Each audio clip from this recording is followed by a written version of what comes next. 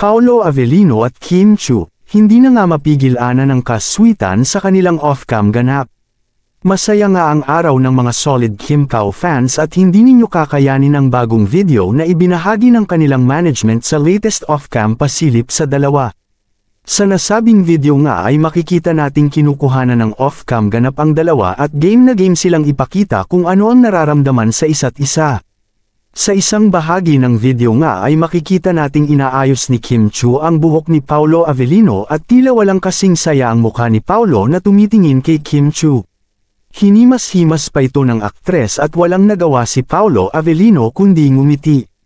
Sa isang bahagi ng off-cam ganap naman ay makikitang aksidenteng nataman ang kamay ni Kim Chiu ni Paolo Avellino nang isarado nito ang sinasakyan nilang kotse. Pagkatapos ng take ay lumabas sa sasakyan si Kim Chiu at agad kinuha ni Paolo Avellino ang kamay nito. Tiningnan at animoy hahalikan ang nataman na kamay ng dalaga.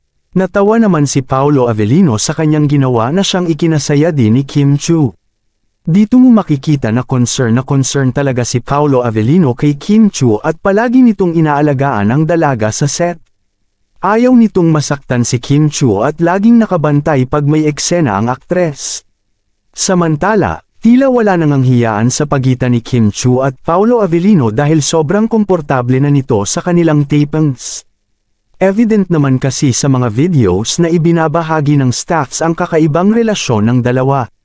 Ayon sa isang staff, may mga araw na nagkukulitan lang sila the whole day at parang hindi nga daw sila nagtatrabaho sa lagay na ito.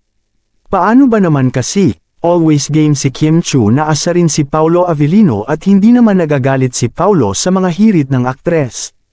In fact gustong-gusto nito na pinapatawa siya ng aktres at carefree lang sa bawat araw na sila ay magkasama.